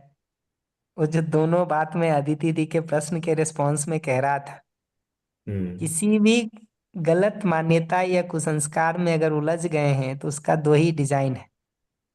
या तो जीवन क्रियाओं में ही उसको देख करके समीक्षित करके उससे फ्री होने का काम कर लिया जाए, जी। और अगर उससे नहीं हो रहा है तो अगली बार जब उस प्रोसेस से गुजर रहे हैं हम अपने कुसंस्कार वश ही सही, तो होश पूर्वक देखने का काम किया जाए कि वास्तव में क्या मिल रहा है और क्या खो रहे हैं। तो दो हम्म। चार बार में वो दिखना शुरू हो जाएगा, अगर अभी नहीं भी दिख रहा है तो। क्योंकि जो वस्तु जहाँ है, ध्यान देना शुरू करेंगे तो दिखेगा ही। और जो जहाँ नहीं है, ध्यान देना शुरू करेंगे तो कितना भी मान लिए हो थोड़ी देर में हट जाता है। तो अंधेरे में अगर कोई छाया दूर से देख के भूत जैसी लग रही हो, थोड़ा ध्यान से ऑब्जर्व करना शुरू करते हैं तो धीरे धीरे दिखता है कि वो भूत नहीं है, वो बस पेड़ है जो हिल रहा है। हम्म। हाँ भैया, ये दिखाई नहीं देता कि हम उनकी जागृति में बाधा बन रहे हैं। कई बार ऐसा लगता है कि जागृति में सहायक बन रहे हैं, ऐसा ऐसा हम मान लेते हैं। रुक के देखना चाहिए पास्ट 3-4 बार जो किए हैं उससे क्या हुआ है अगले का। हम्म। और उतने से भी भरोसा नहीं हो रहा हो तो 1-2 बार पूछ के देख लेना चाहिए। जी। कम से कम मैं तो अपने लिए देख पाया हूँ इस प्रोसेस को संस्थान में रहते हुए कानपुर में। हम्म। जब कभी भी वो वायलेट हम करते हैं अगले के लिए बाधा बनते हैं। और ओके। अगले से बात करते हैं तो अगला भी ठीक से ये फीडबैक दे देता है कि हम संतुलित या सहज नहीं महसूस कर रहे हैं इस समय तुम्हारे साथ। हम्म। जी। जी। ठीक है भैया। ठीक। धन्यवाद। ठीक है, नमस्ते नमस्ते। नमस्ते। हाँ, जी अशोक भैया आपको माइक दिया है। भैया सभी को नमस्ते। भैया जैसे व्यापक की बात है तो व्यापक को आधार में कैसे रख के समझे भैया, जरा थोड़ा सा बताइए। फिर से क्या कह रहे हैं भैया? व्यापक को आधार में रख के, जैसे नियम न्याय सत्य की जो आपने बात कही थी वो उसको तो चलो, पर ये पूछना चाह रहा हूँ जैसे व्यापक को दूसरा बोला था ना, व्यापक को आधार में रख के देखें जरा, तो उसके बारे में पूछना चाह रहा था भैया। वही, मैं इस सेशन को तो उस अभ्यास के लिए नहीं लगाना चाहता हूँ, इसलिए मैं उसको एक्सपेंड नहीं करूंगा। जी लेकिन जी अगर सीधा सीधा व्यापक वस्तु को देखने का अभ्यास करना चाहते हैं तो बेसिकली वो जो खाली स्थान या शून्यता है, वो खाली स्थान या शून्यता को अपने ध्यान की वस्तु बनानी होती है। वो जो खाली स्थान है या शून्यता है, उस शून्यता को अपने ध्यान की वस्तु बनानी होती है। और जितना जितना शून्यता को हम ध्यान की वस्तु बनाते जाते हैं, बेसिकली वो इच्छा विचार आशा के शिथिल या स्थिर होने का काम करता है। बाबा जी ने इसका एक और तरीका बताया है, पर फिर से मैं इस पर प्रश्न लेके इसको एक्सपेंड नहीं करूंगा। मैं सिर्फ उन लोगों के लिए कह दे रहा हूँ जो ट्राई करना चाहते हो, कि बाबा जी ने इसका एक और तरीका एक जगह पर बताया है, शायद परिचय में भी है और कुछ संवाद में भी है, जिसको वो निषेधनी विधि कहते हैं। जिसमें है, करना और चाहिए, ये तीन चीजों पर निषेध लगाने की बात है। जिसका मतलब है कि मेरे पास कुछ नहीं है, मुझे कुछ चाहिए नहीं, और मुझे कुछ करने को शेष नहीं है। तो करने को कुछ शेष नहीं है, चाहिए कुछ नहीं, और पोजीशन के रूप में, अधिकार के रूप में कुछ है भी नहीं। जिसका दूसरी भाषा में मतलब है कि मैं अन्य वस्तुओं पर अपना कोई अधिकार नहीं मानता हूं। मुझे अपनी तृप्ति के लिए कोई और चीज नहीं चाहिए, और करने की जगह से भी कोई ऐसा काम नहीं है जिसको किए बिना मैं अतृप्त हूं। तो ये है, करना और चाहिए। मेरे पास कुछ है, मुझे कुछ करना है, या मुझे कुछ चाहिए, ये तीनों पर निषेध लगाना होता है, नहीं करना होता है कि मुझे ये तीनों नहीं चाहिए। न तो मेरे पास कुछ है, न मुझे कुछ करना है, न मुझे कुछ चाहिए। ये निर्णय के साथ, ये संकल्प के साथ बैठना होता है। उसमें ईमानदारी को और निष्ठा को जोड़ना होता है। बाबा जी की भाषा में ही कहूँ तो उसमें ईमानदारी को और निष्ठा को जोड़ना होता है। और जो भी विचार या इच्छा उठती है, आपको दिखेगा कि उसके सोर्स में ये तीन में से कोई बात है। या तो मेरे पास कुछ है आ गया है, या मुझे कुछ करना है आ गया है, या मुझे कुछ चाहिए आ गया है। ये तीन में से कोई भी उठता है, लौट के हमको यही रिस्पॉन्स देना होता है कि इस समय मुझे ये नहीं चाहिए, इस समय ये मुझे अपने तृप्ति के लिए करने की जरूरत नहीं है। और ये जो वस्तु के बारे में मैं सोच रहा हूँ, वस्तुतः इस पर हमारा कोई अधिकार नहीं है।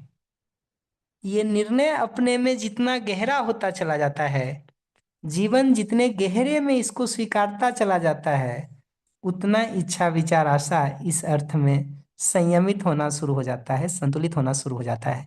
ऐसा एक अप्रोच बाबा जी बताते हैं जिसको वो निषेधनी विधि के नाम से भी कहते हैं। जी।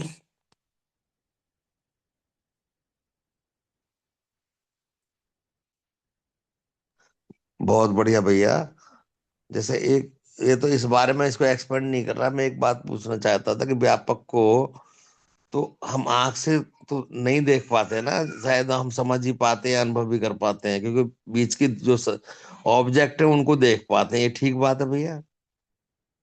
जी, अल्टीमेटली व्यापक का प्रतिबिंब आंखों पर नहीं बनता है। ये जो ऑब्जेक्ट का प्रतिबिंब बनता है, उसी बेसिस पर हमको बीच की दूरी के रूप में व्यापक वस्तु का पता चलता है। जी जी जी, बहुत बढ़िया भैया। खाली स्थान का प्रतिबिंब नहीं बनता है। ठीक कह रहे हैं। जी भैया, बहुत बढ़िया। थैंक यू भैया, नमस्कार। नमस्ते नमस्ते। केंद्रीभूत ध्यान की प्रक्रिया भी या केंद्रीय ध्यान की प्रक्रिया भी भैया इससे मिलती जुलती ही है। एक्सपेंड नहीं करता हूं मैं अभी उसमें से किसी को भी ज्यादा, क्योंकि मैं मान के चलता हूं कि जो लोग इस सेशन में जुड़े हुए हैं,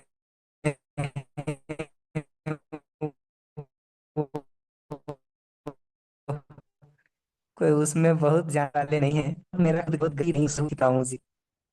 बाबा जी ने व्यवहार दर्शन में एक जगह लिखा है कि चीजों के प्रचार प्रसार करने वाले को यह बात का 16वें अध्याय में कहा है कि इस बात का ध्यान रखने की जरूरत है कि जितने भाग की अनुभूति है उसी को ठीक से एक्सपेंड करना चाहिए। जिस भाग की अनुभूति नहीं है उसको साफ साफ बता देना चाहिए, और उसको उतना ही रखना चाहिए जितना मूल ग्रंथों में रखा गया है या मूल व्यक्ति ने कहा है। मैं तो फिर भी थोड़ा लिबर्टी लेकर के अनुमान से थोड़ा एक्सपेंड कर दे रहा हूँ, बट एक समय के बाद हमको लगता है कि वो अनधिकार चेष्टा है, इसलिए मैं रुक जा रहा हूँ भैया उस पर। नमस्ते। कोई और बात हो तो बता सकते हैं।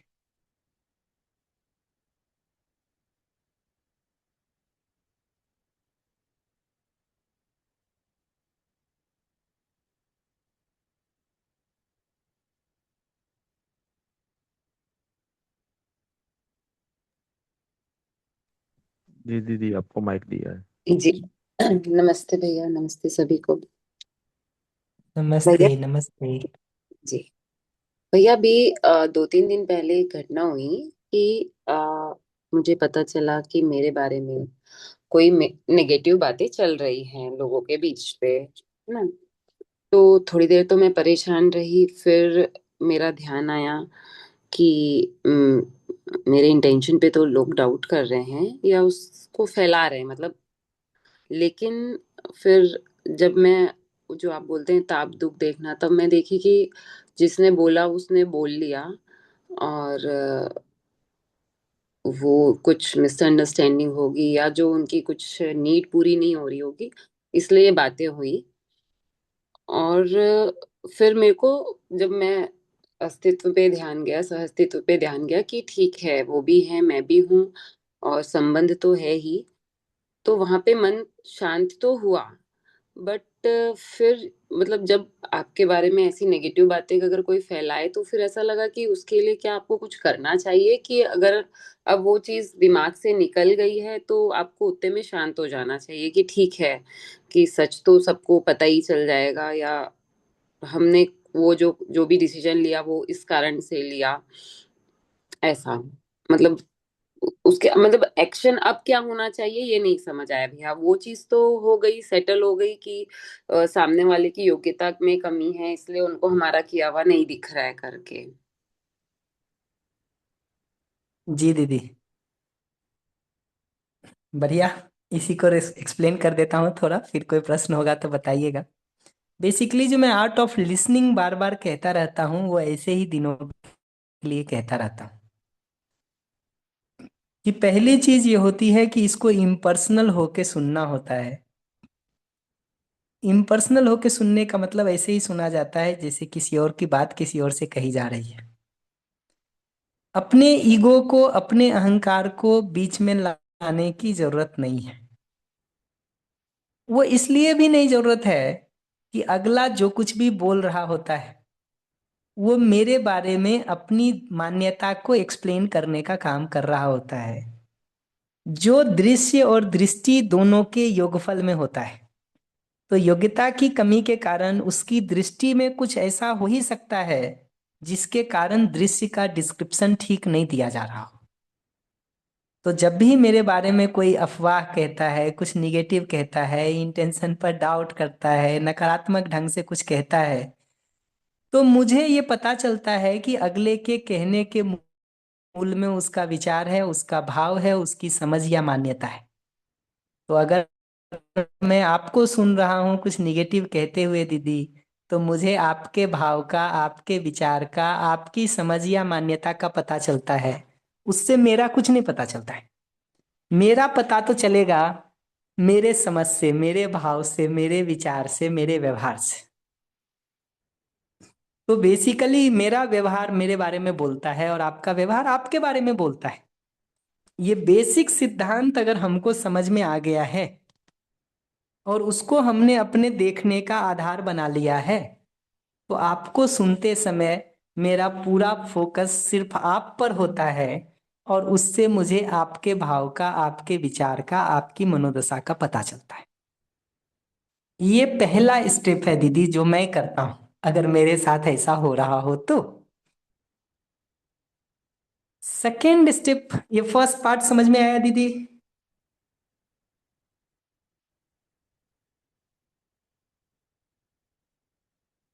माइक रखना दीदी, मुझे दो तीन चीज पूछना है इसमें आपसे।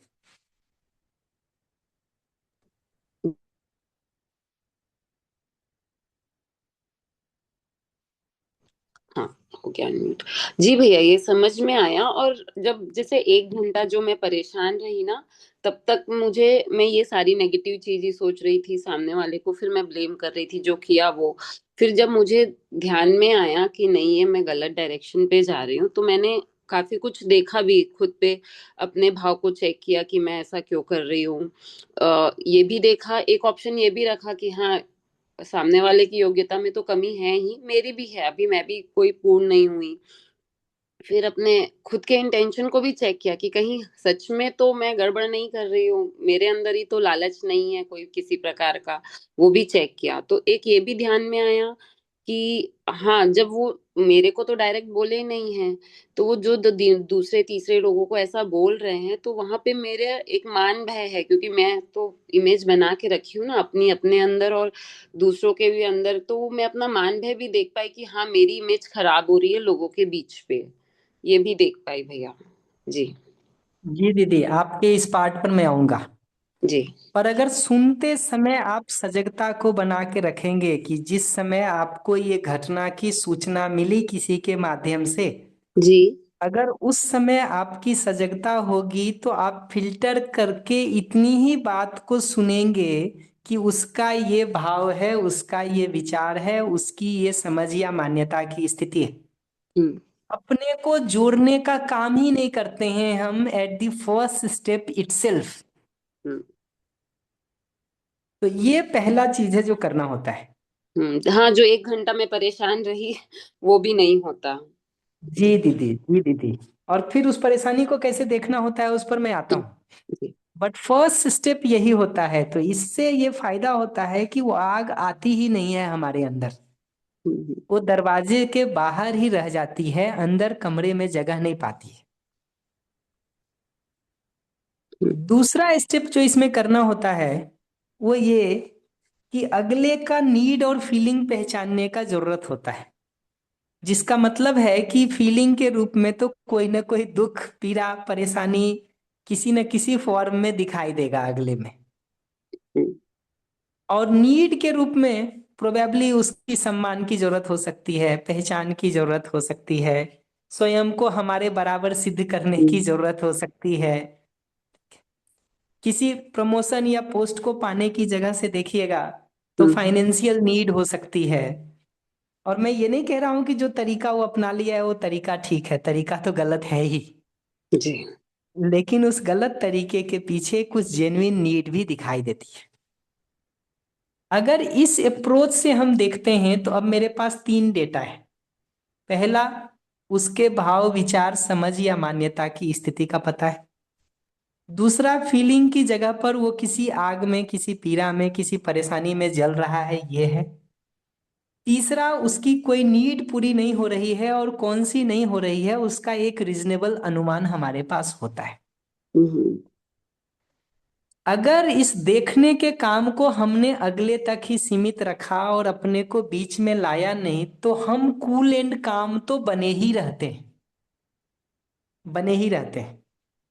फिर हम रिस्पॉन्ड करेंगे, ऐसा नहीं है कि नहीं करेंगे, बट अब जो हमारा रिस्पॉन्स है वो अपने तृप्ति के अर्थ में नहीं है, वो या तो दूसरे को सहयोग करने के अर्थ में है या समाज में, व्यवस्था में भागीदारी करने के अर्थ में है, कि समाज की व्यवस्था की जगह से हमारे सार्थक भागीदारी करने की दृष्टि से छवि का ठीक होना जरूरी है, उतने भर के लिए हम प्रयास कर रहे होते हैं।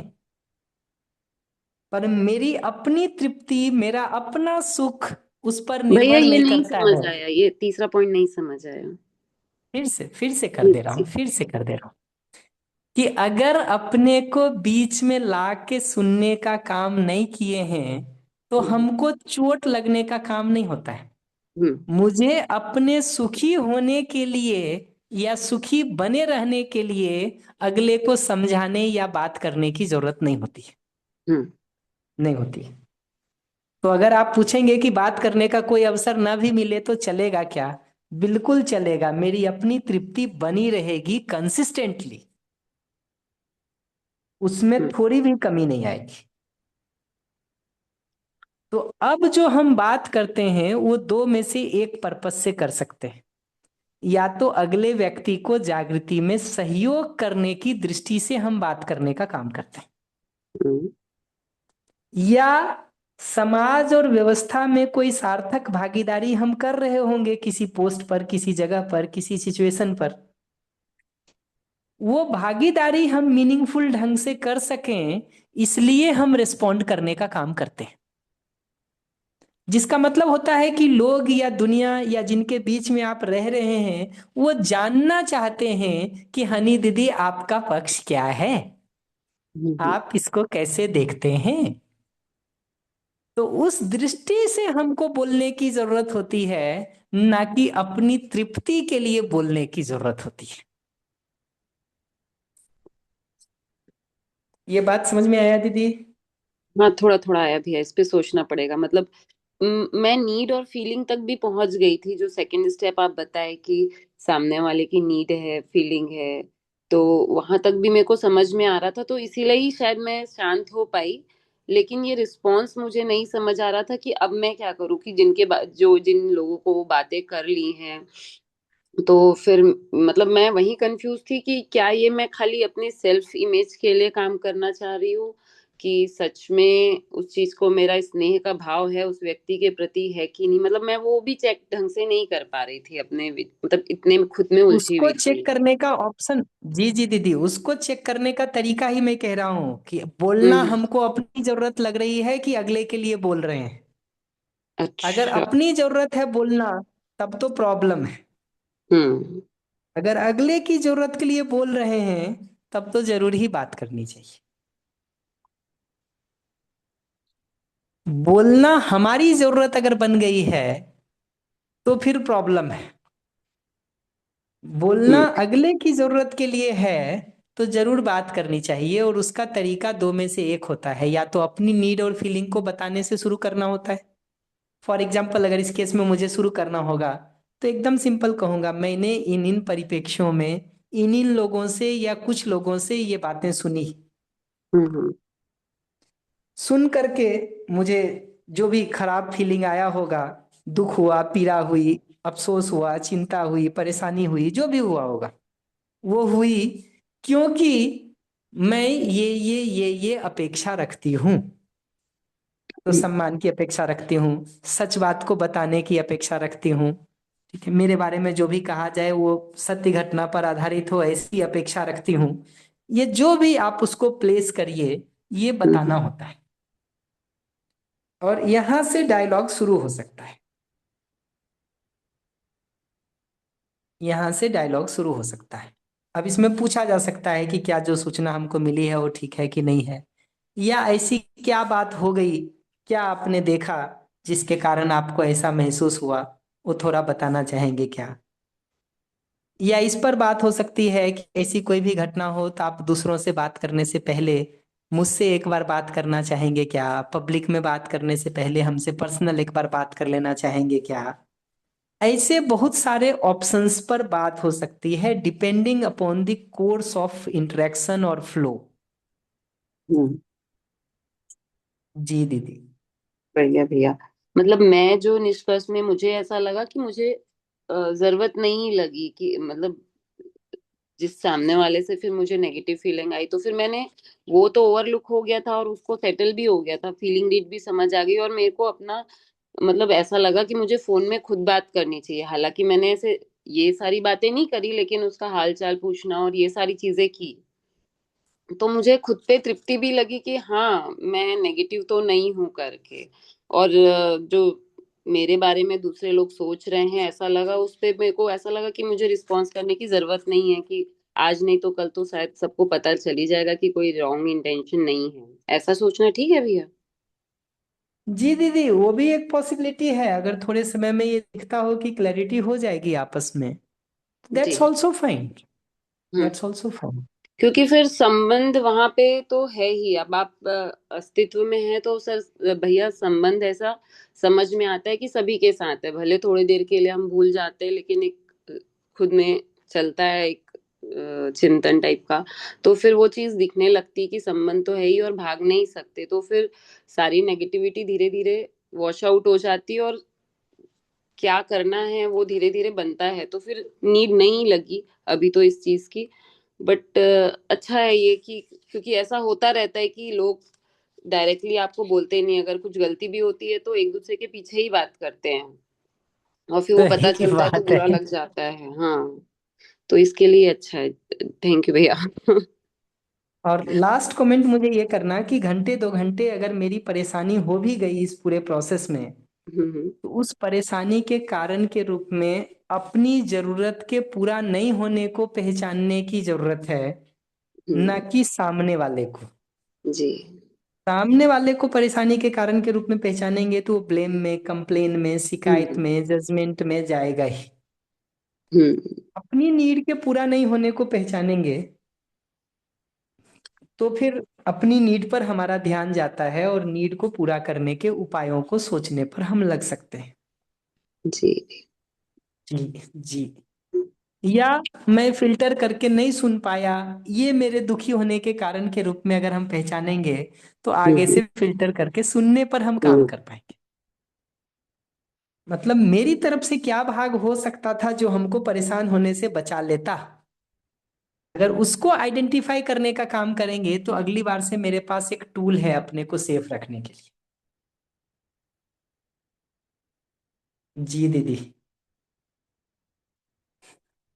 शशि दीदी ने एक बात लिखी है कि अगर किसी के कुछ कहने पर हम हर्ट होते हैं तो वो भी ईगो है क्या? निश्चित रूप से दीदी, ये ईगो पर चोट लगती है, अहंकार पर चोट लगती है, तभी हम हर्ट होते हैं, नहीं तो होते नहीं।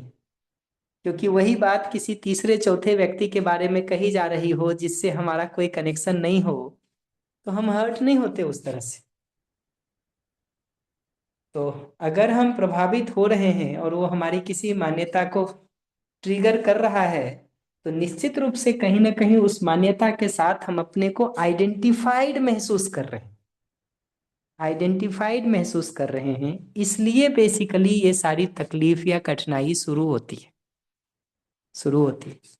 अगर अपने को अलग हटा करके देखने के अभ्यास को कर पाएंगे, या दूसरी भाषा में कहें कि जब आपको सुन रहे हैं तो पूरा फोकस अगर आप पर ही बना के रखने का काम करेंगे, तो मैं बीच में कहीं से आता ही नहीं है। और जब मैं बीच में नहीं आता है तो अहंकार को एग्रीवेट होने का स्पेस ही नहीं मिलता है, स्कोप ही नहीं मिलता है।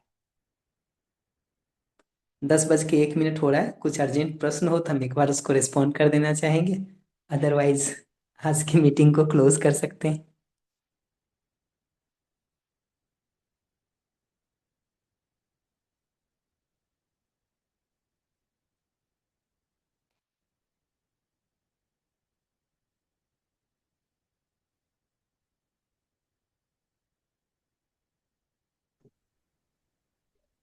हाँ भैया, एक और थोड़ा सा जो बार बार ध्यान जाता है वो मतलब अहंकार पे जाता है कि कहीं ना कहीं अपने आप को दूसरों से ज्यादा समझना।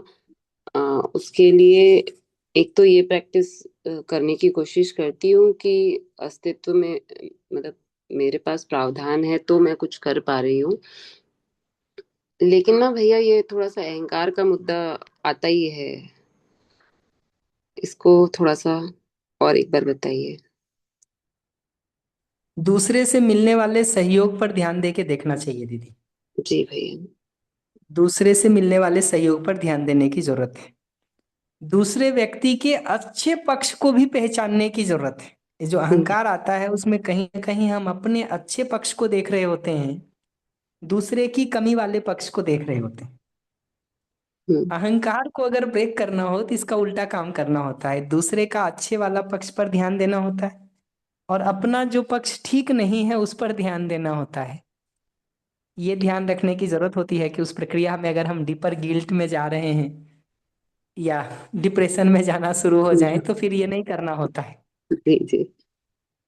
लेकिन अगर अहंकार को संतुलित करने की जगह से देखेंगे तो फिर दूसरे का अच्छे वाला पक्ष और अपना जो पक्ष ठीक नहीं है, ये दो को पहचानने की जगह से देखेंगे तो अहंकार स्वाभाविक रूप से संतुलित होने लगता है।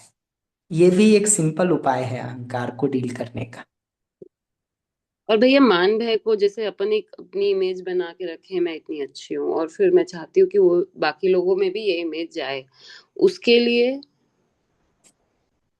मतलब। व्यवहार दर्शन में एक लाइन है दीदी, हम्म।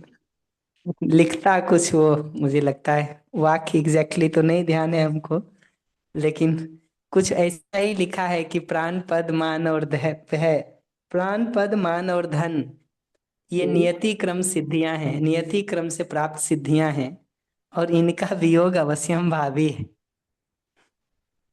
तो किसी एक लेवल पर तो ये दिखता है, कम से कम मुझे अपनी जिंदगी के एक्सपीरियंस से तो दिखता है कि एक आदमी हमको ऐसा नहीं दिखता संसार में जिसको अपमान का फेस नहीं करना पड़ा हो लाइफ के किसी फेज में।